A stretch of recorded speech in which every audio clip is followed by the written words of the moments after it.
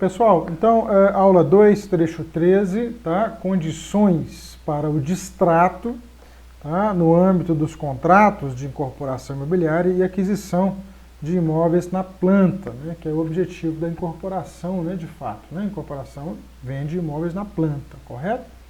Essas interpretações aqui, essa análise feita aqui pelo Dr. Carlos Elias e o Dr. Bruno Matos, tá? O artigo aqui retirado lá do site do Conjur, tá? Fazem também, podem recair também sobre loteamentos, tá certo? Sobre lotes adquiridos aí de empreendimentos, loteamentos, ok? Vamos lá então, a lei é a lei do distrato, né? Chamada lei do distrato, é a lei número 13.786, né? Promulgada aí, publicada em 27 de dezembro de 2018, né, com diversas discussões aí posteriores no âmbito judicial, né, aí por motivo aí de questionamentos por parte dos incorporadores, fazendo um resumo aqui sobre os principais pontos relativos às mudanças que essa nova legislação, né, recente, 2018, acabou de fazer um ano agora, em dezembro de 2019, as mudanças que essa legislação fez, né, trouxe para sobremaneira proteger o adquirente, tá certo? O adquirente pode desistir de comprar o imóvel, o chamado arrependimento? Pode sim. Tá? Mas existem critérios para essas questões, principalmente com relação à devolução do recurso que ele pagou. Tá? A lei também trouxe algumas inovações aí com relação à transferência, a possibilidade de transferência do contrato, né, de determinado adquirente que deseja desistir da compra para um outro, tá, adquirente. Né? Dessa forma, se for um terceiro idôneo, né, e devidamente comprovado isso frente à construtora, o adquirente original, o desistente do contrato, né, ele escapa da multa contratual, né, dos juros de mora e de algumas questões aí mais financeiras que possam recair sobre eles como penalidade pela desistência do contrato. Ok? Vamos passar alguns pontos aqui. Tem muito juridiquês, tá, aqui nesse artigo. Tá? Sugiro que você o leia. Sabe? Procure aí na internet alguns termos em latim, né, como mutatis mutandi, né, e como outros que irão aparecer aí ao longo do texto. Sugiro ainda, né, como já informado aqui em outros trechos anteriores, que no momento de assinatura do contrato, o seu contrato, a sua minuta contratual, né, passe pelo crivo de análise de um advogado especializado no setor imobiliário. Tá? Apesar de ao longo dos anos nós irmos aí adquirindo experiência, né, conhecimento, principalmente sobre outras disciplinas que não a engenharia, né, principalmente na área do direito, né, acaba que nós profissionais, nós empresários, acabamos estudando muito do direito, né, mas nós não somos advogados e não somos especialistas nessa área, apesar de atuarmos no mercado imobiliário. Então, cabe aí fazer um investimento, eu chamo de investimento, né, a ser feito na contratação de um advogado para te prestar uma consultoria para a elaboração de um contrato que vai te servir aí ao longo de muitos anos. Tá? Vou passar alguns pontos aqui. Alcance da nova lei, tá? O objeto dessa lei é a alienação, né, a venda de imóveis na planta, né, mas também pode ser aplicado por analogia para a venda de imóveis já construídos, né, quando o adquirente puder ser considerado consumidor. Né? O adquirente é um consumidor, né, conforme o Código de Defesa do Consumidor. Ele está consumindo um produto, que é um imóvel. Né? Então a lei se aplica, né, não somente a imóveis vendidos na planta, mas também imóveis já prontos. Tá?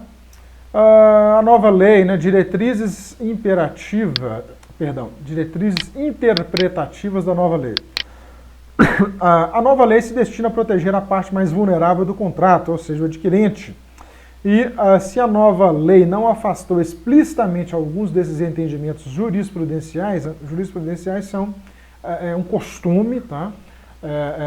Formado por uma maioria de decisões do setor judiciário, né, que vem aí ao longo dos anos sendo acumulados, né, sendo proferidos. Né, isso se chama jurisprudência. E se estes eram favoráveis ao adquirente, o intérprete deverá considerá-los como subsistentes. Perfeito? Aplicabilidade do CDC, Código de Defesa do Consumidor. Essa nova legislação ela deve ser aplicada em conjunto com o que é exigido, né, lá no Código de Defesa do Consumidor. Tá? E retroatividade da nova lei. A lei não se aplica a contratos firmados a períodos anteriores à promulgação e validade dessa lei. Tá? Todavia, né, caso os tribunais optem, né, por aplicar em casos aí especiais e recentes, tá, essa nova legislação, cabe também, né, o Poder Judiciário tem essa prerrogativa. Tá? Quadro, resumo e anuência específica. Tá? Isso aqui é um quadro lá da lei, acho que não cabe muita gente ficar passando aqui sobre essa questão. Resilição unilateral. Resilição é rescisão. Tá? Continua plenamente admissível, tá? Pois a nova lei não promoveu alteração nenhuma a esse respeito. Ou seja, o adquirente ele tem total direito de solicitar a rescisão contratual. Tá? Então, isso aí já é uma questão, perdão, é uma questão delicada, né, para a estrutura financeira do empreendimento. Né? Existem aqui critérios, né, e prazos, né, para que o incorporador devolva o dinheiro para o adquirente, naturalmente abatendo aí, né, recursos já investidos na obra, né, custos aí com publicidade, custos com a máquina do incorporador, a máquina gerencial do incorporador. Né? Você não pode também, o incorporador ele não pode também... quer desistir? Tudo bem, toma seu dinheiro aqui e vai embora, eu vou arrumar outro comprador. Não é assim que as coisas funcionam, né? A legislação veio para proteger ambos os lados, mas a parte do adquirente, né, porque a empresa construtora, né, aí de médio e grande porte, principalmente, elas têm bastante recurso financeiro para contratar advogados e eventualmente enfrentarem aí uma pendência judicial, ao passo de que, às vezes, um adquirente deu tudo que tinha para comprar a unidade, né, do apartamento. Então a lei veio para proteger essa parte mais frágil. Tá? Aqui fala só um pouco do direito do arrependimento. Pode ser também aplicado por analogia no caso de loteamentos, né? E admite manifestação por qualquer meio de comunicação que garanta a ciência do incorporador. Né? Então não basta você, incorporador, exigir, não, você pode arrepender, mas você vai ter que me achar e me notificar oficialmente, né? Via cartório, alguma coisa nesse sentido extrajudicial. Ele pode simplesmente publicar um jornal de grande circulação ou mandar uma carta registrada para o seu escritório, né, e você tem já ciência de que ele está desistindo do contrato. Valor de fruição do imóvel e do valor pago a alienante. Tá? Aí entra na parte mais financeira, que é o que nos interessa. Assim, né? Quais são as implicações dessa nova legislação, né, na estrutura financeira de um empreendimento, né, de objeto da incorporação imobiliária. Quais são os riscos? Né? Isso aqui é um risco. Isso representa um risco para o incorporador. Tenha certeza de que a taxa de pessoas, né, que desistem, que começaram a desistir dos contratos aí depois dessa lei, aumentou bastante. Tá? Então vamos lá. Valor de fruição do imóvel e do valor pago alienante. Vamos ler o texto aqui. Ó. Assim como o adquirente tem de pagar o valor de fruição do imóvel, fruição é o direito de usar, né, de fruir, né, de usufrutar daquele bem. Né. Também o alienante, ou seja, o incorporador, precisa pagar o valor de fruição do dinheiro já pago. O que acontece? Né? Se o sujeito chegou lá, comprou imóvel na planta, apartamento de 500 mil, foi lá e deu 400 mil em dinheiro, né, e vai esperar a obra ficar pronta. O incorporador ele vai pegar esse dinheiro e vai gastar esse dinheiro na obra, ele está fruindo do dinheiro. Né? E o uso desse dinheiro ele tem que ser pago. Né? para o dono do dinheiro, que é, né, o adquirente. Né? O incorporador ele só passa a ser dono de fato do dinheiro, tá, gente? Quando ele der finalizar a obra, naturalmente, e passar a unidade construída para o nome do adquirente. Né? Aí houve uma troca, né, de dinheiro por uma unidade habitacional, uma unidade imobiliária. Aí sim se fez, né, uma transação. Mas antes disso, né, o incorporador ele está usufruindo do dinheiro pago pelos adquirentes, tá certo? Né? O risco máximo do adquirente, é importante isso aqui, não adianta querer colocar num contrato, por exemplo, que se o adquirente pagou 10 parcelas e desistiu, por exemplo, né, 10 parcelas de 10 mil, 100 mil reais, a multa dele vai ser de 120 mil reais. Ou seja, ele ainda tem que te pagar 20. Né? Ou seja, o risco máximo do adquirente, né, excluindo os valores de fruição do imóvel, ele inexiste. Você não pode condená-lo, né, de forma que você se exime de devolver o dinheiro para ele, né, bem como o uso do dinheiro dele, né, o resultado positivo resultante do uso do dinheiro dele. Então presta muita atenção nisso aí, viu? Não adianta querer fazer pegadinha no contrato, porque isso não rola não. Tá? Naturalmente que o incorporador também ele tem as formas de se precaver. Vou explicar para você daqui a pouco sobre como que ele pode esquematizar isso aí, tá? Multa moratória pelo atraso no pagamento das prestações pelo adquirente, né? Limitada a 2% como era antes. Tá? Multa moratória. São juros moratórios, é multa. Tá?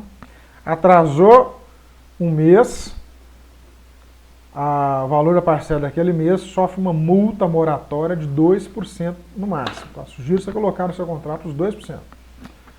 Nós temos também os juros, né, sobre o valor atrasado. Os juros não adianta você colocar aí um valor que você achar adequado. Existe um teto do judiciário, tá? Salvo engano é 1% ao mês. Tá? Então você pode colocar esse juro moratório. Consulte um advogado para ele te informar o que está valendo hoje em dia, né? Tendo em vista que as taxas de juros no Brasil despencaram-se, né, nos últimos 10 anos, então eu não sei ainda se vale ainda essa taxa. Procurei, pesquisei aqui, não achei, tá? Não sei se esse teto de 1% a título de juros moratórios, ele ainda é o teto utilizado pelo judiciário para remunerar aí o dinheiro de quem está de quem é credor de determinado devedor, tá certo? Acumulação da multa moratória pelo atraso da incorporadora, com outras indenizações. Tá? Aqui já falando da multa moratória, a ser aplicada sobre o incorporador. Tá? É uma via de duas mãos aí. Ó. Se você, como incorporador, atrasar a obra e o percentual de obra previsto para aquele determinado período, a multa também corre em cima de você. Tá? Né, sem prejuízo, tá, do direito do adquirente de te cobrar integralmente indenização por lucros cessantes, né, ou seja, pela indisponibilidade do imóvel. O que é lucro cessante? Se você não entregou o imóvel para ele no dia 10 de março, né, e ele está morando de aluguel de março, de 10 de março até 10 de abril, até 10 de maio, até 10 de junho, até 10 de julho. Aí você entregou o apartamento, ele pode cobrar esses 4 meses de aluguel que ele pagou. Né? Isso aí é lucro cessante, ainda te pede um dano moral ainda. Né? Ele pode falar assim, não, o meu dinheiro eu gastei todo o edifício, eu tive que morar de favor lá na casa da minha sogra, e ela me tratou muito mal, eu estou sofrendo muito com isso, e a culpa é sua, incorporador. Isso pode tudo, viu? Existem advogados aí que dão nota em goteira, tá bom? Você precaveja dessas coisas. Se você falou que você vai acabar a obra em 12 meses, você acaba a obra em 12 meses, tá? Ou se não, chama os adquirentes, tenta ser o mais amigável possível. A obra atrasou por causa disso, falta de material na praça, o custo aumentou, eu quero renegociar com vocês o prazo, por favor, me dê aí uma nova oportunidade para entregar, e pronto, assina um documento, você se resguardou. tá? Relacionamento, nesses casos aí, né, a manutenção de bom relacionamento, essa capacidade, ela mantém muita coisa no lugar, tá? Muita coisa em ordem, evita muito prejuízo. A multa moratória no caso de atraso do loteador em terminar as obras de infraestrutura, tá? Você está vendo aí que aplica-se também a figura do loteador, né, que é naturalmente um incorporador, só que ele trabalha no ramo de lotes, né, de loteamentos, né? Aí atrasou a infraestrutura que inviabiliza o uso do lote ou deprecia o valor do lote, você também está passível de tomar um processo, tá? Exigência de situação de adimplência do adquirente para recebimento da multa moratória. Se você atrasou a entrega do apartamento, você deve a multa para ele conforme o contrato, mesmo se ele ainda estiver com parcelas atrasadas contra você, tá? Você pode fazer um acordo, vou abater, vamos fazer uma permuta, vamos fazer uma troca, desde que seja documentado, assinado por duas testemunhas e registrado no cartório, ok? Excludente de responsabilidade da incorporadora por atraso de obra. Vamos lá. A melhor interpretação do parágrafo 1º do artigo 43A da Lei 4591/64, né, a Lei das Incorporações, né, é a melhor interpretação, perdão. É a melhor interpretação. O que quer dizer isso? Existem outras interpretações. Tá? É no sentido de que o pagamento em mora, em atraso, né, de prestações pelo adquirente, né, não impede que o adquirente, né, havendo atraso na conclusão das obras, promova a resolução do contrato, pois o causador da extinção do contrato é exclusivamente o incorporador. Ou seja, vamos interpretar isso aqui. Perdão. Se você está com 6 parcelas atrasadas e o incorporador atrasou a obra, tá? Você pode solicitar, com base no atraso da obra, por parte do incorporador, responsabilidade do incorporador, a rescisão do contrato, mesmo que você tenha parcelas atrasadas, tá certo? Você tendo parcelas atrasadas, não exclui a responsabilidade da incorporadora, do incorporador, com relação ao cumprimento da obra e entrega do produto no prazo acertado. Muito bem? Inviabilidade de cumulação de multa moratória com multa compensatória. Existe uma diferença de multa moratória com multa compensatória. Tá? Cabe muita discussão nisso aí, interpretação. Eu acredito que tem que ser cumulatório, são coisas diferentes, tá? Mas a jurisprudência às vezes é muito oscilante. Né? Vamos ler um pedacinho aqui só para a gente entender melhor. De qualquer forma, né, de qualquer sorte, supondo-se por epítrope inexistir ofensa ao direito adquirido, para evitar uma inconstitucionalidade por ofensa ao princípio da isonomia, o parágrafo 3º do artigo 43A da Lei 4591/64 deve ser interpretado, o parágrafo 3º do artigo 43A, tá certo, né? Deve ser interpretado em conjunto com o artigo 67A da mesma lei. De modo que a vedação, a proibição de cumulação de multa moratória com multa compensatória deve ser aplicada tanto contra o adquirente quanto ao incorporador. Tá? Nenhum dos dois lados pode aí sair acumulando, né, multa disso, multa daquilo, de forma que no final das contas, né, tem muitas incorporadoras aí que colocavam lá uma série de multas, né, e no final das contas o adquirente ele ficava devendo para o incorporador, apesar de ter pago um certo recurso, né, ficava ainda devendo. Então essa lei veio para proibir, né, esse acúmulo, tá certo? Acumulação. Vamos lá?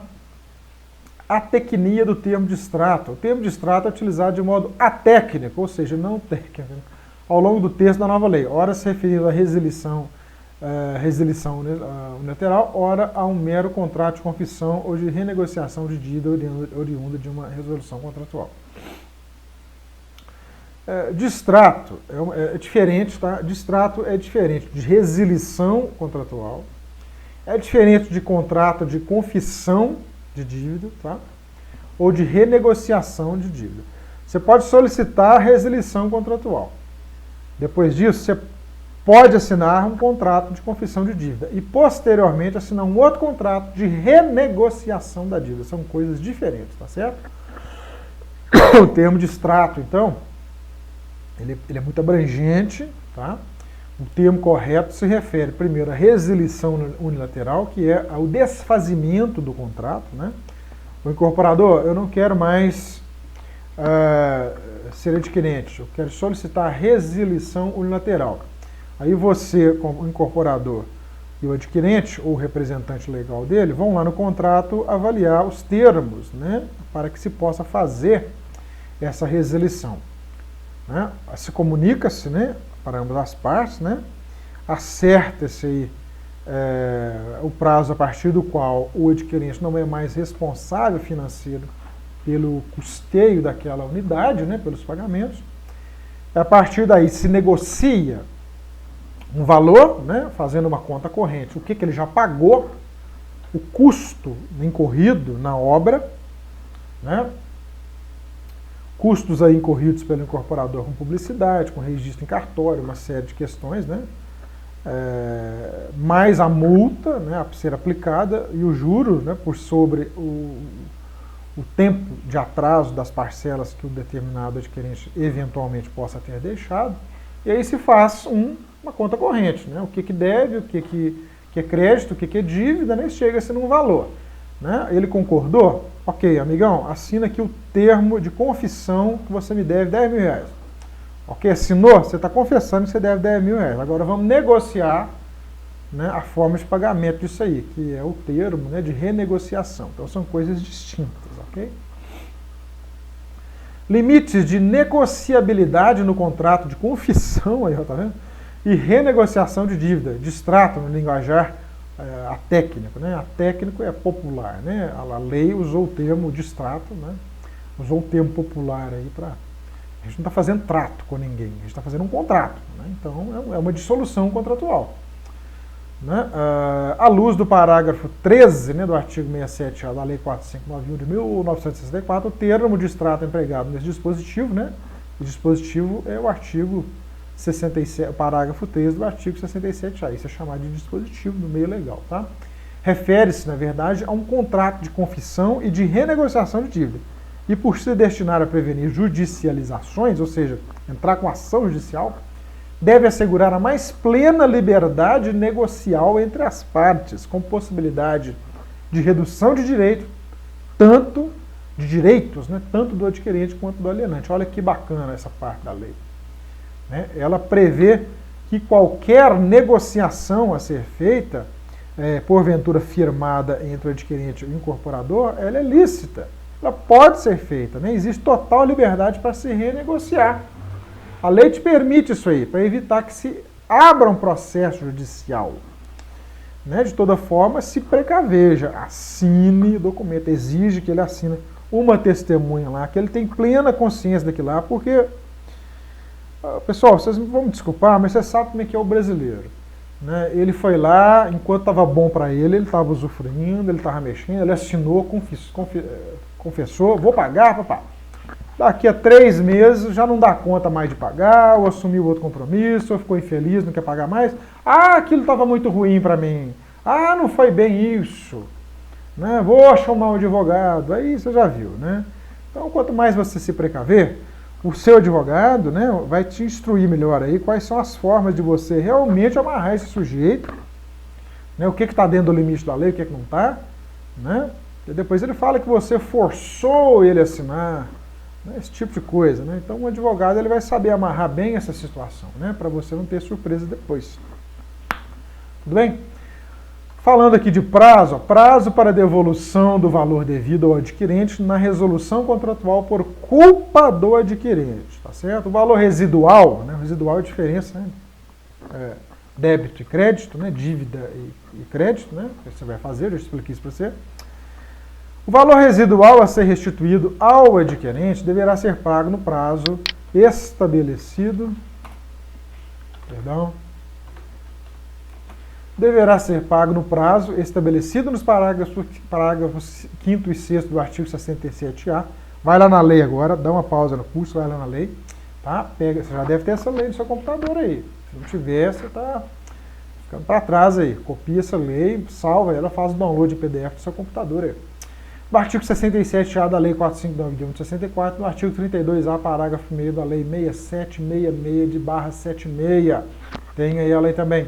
Mas durante esse período, esse valor deverá ser acrescido com. Você pode pagar para ele lá na data final do que estabelece o artigo 67A da Lei 4591 e o parágrafo 1º da Lei 6766 de 76. Mas você vai pagar para ele ainda a correção monetária, né? Ou seja, você vai restituir o valor da inflação sobre aquele dinheiro dele, né? É justo? Que mais aqui?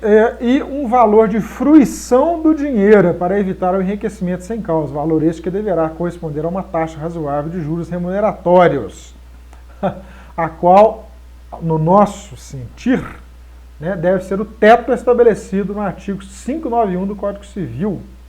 Tá certo? Após o vencimento, somente incidirão sobre o valor residual os encargos moratórios dos artigos 389 e 395 do Código Civil, como correção monetária e juros moratórios. Você pode colocar uma taxa de juros aí, tá?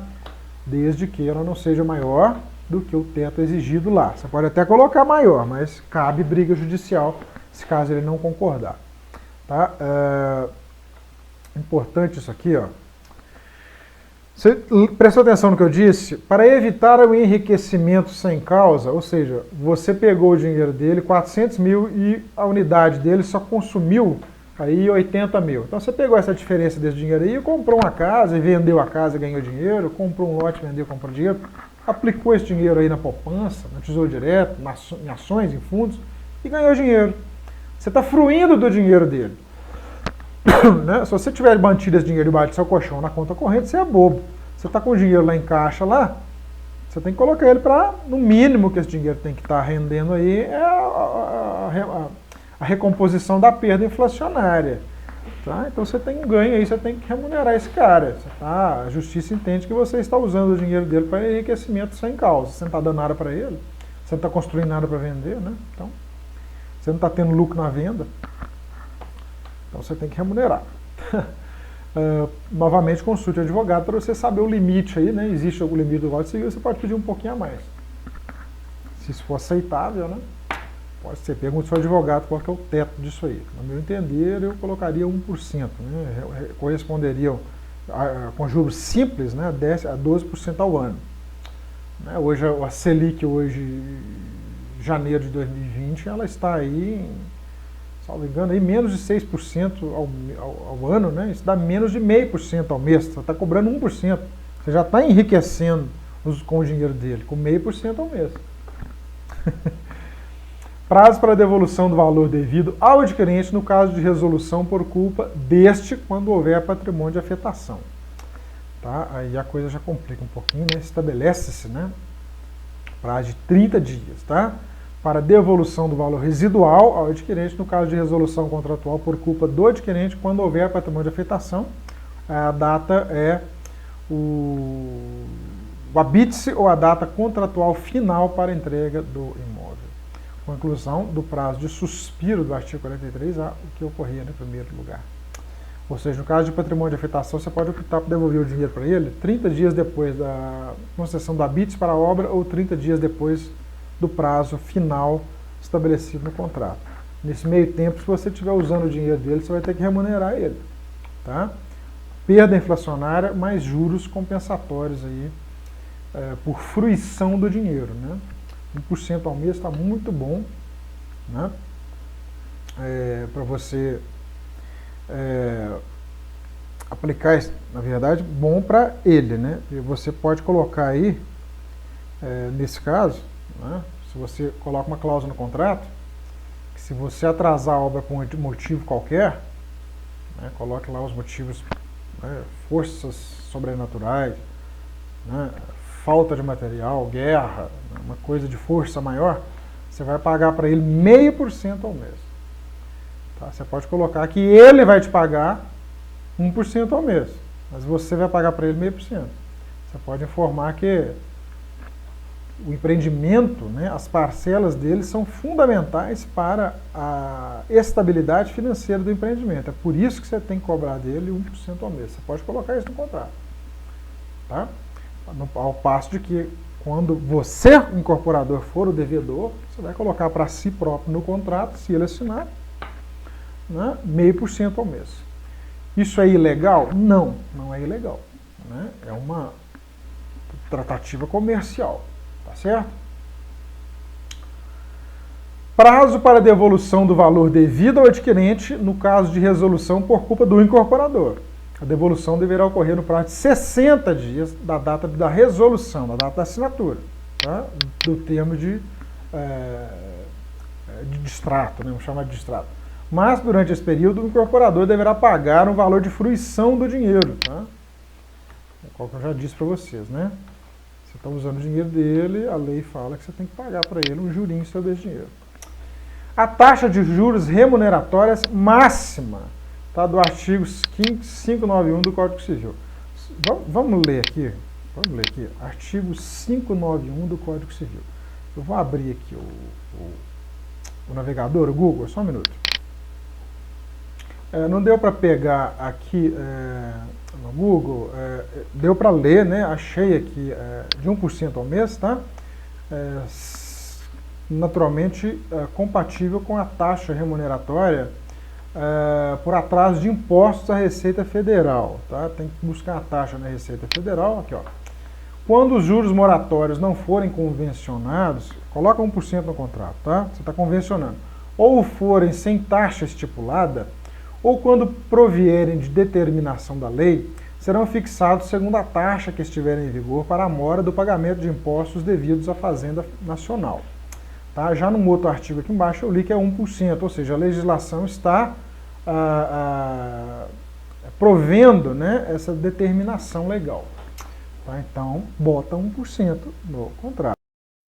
Ok, e aqui então, últimos 3 pontos aqui a serem discutidos sobre essa questão, né, a questão do distrato, né, chamado distrato, né, financiamento direto com o incorporador, né, para pagamento do saldo devedor no momento da entrega das chaves. Isso aqui você pode negociar com o incorporador uma forma de pagamento, ou pode, né, muitas vezes acontece do financiamento bancário sair e o banco pagar o incorporador. Né, mas existem aí algumas questões que devem ser consideradas, né, para o cálculo, né, do valor devido, né, principalmente com relação a eventuais valores a serem restituídos ao adquirente quando o imóvel já estiver sido entregue, tá certo? Venda de lotes por compra e venda com alienação fiduciária em garantia, tá? Aplica-se apenas em questões procedimentais e na definição de prazo de devolução, e não para o cálculo da dívida a ser cobrada pelo loteador, que nós estamos falando de lotes, tá? E, por último, é proibida a retenção do valor de contribuição à associação de moradores se o adquirente for voluntariamente associado, né? Vamos ler aqui, ó. O alienante só poderá reter o valor das contribuições devidas a associações de moradores se o adquirente era voluntariamente associado. Perdão, tá? Vou traduzir, falei errado, né? Vou te falar de novo agora. O alienante, ou seja, o incorporador, ele só pode reter uma parcela, né, do valor a ser restituído ao adquirente relativo a contribuições a associações de moradores se o adquirente tiver sido voluntariamente, né, tivesse se associado voluntariamente a esta associação. Então você não pode cobrar dele uma coisa que não é devida por ele em função dele não ter sido, dele não ter tido se associado, tá bom? Associação de moradores. Muito bem, parte de legislação é uma das mais complicadas para nós profissionais que não somos do ramo, tá? Então, novamente, reafirmo para você aí a necessidade e a importância fundamental de se contratar um consultor jurídico, né, para um advogado, né, para poder te orientar aí com relação a essas questões, né? Esse curso está sendo gravado em 2020, ao longo dos anos aí vindouros, né, muita coisa pode mudar ainda na legislação. O advogado ele acompanha essas mudanças e tem competência, né, um bom advogado, né, especializado aí na área imobiliária, do chamado direito imobiliário, pode te precaver aí de muitas dores de cabeça ao longo dos anos, né? E de uma garantia, pode te proporcionar uma garantia a mais, né? De sucesso aí do seu empreendimento, correto? E da sua incorporadora, né? Enquanto empresa aí, né? Que busca o crescimento e reconhecimento de mercado, certo?